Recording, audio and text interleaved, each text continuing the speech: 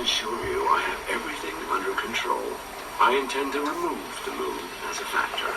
Remove the moon? How? Admiral Joy! Prepare to meet your fate! As I was saying... Welcome back to Brick 2 Buddies. This is how you can build Admiral Zhao, the Moon Slayer. The first thing you can do for him is get him a black bun hairpiece. Next, get him an angry stubble dot head. The torso from Hands of Time Kai. Some black arms and black hands. I believe his legs are from a surfer. And lastly, of course, throw in some fire.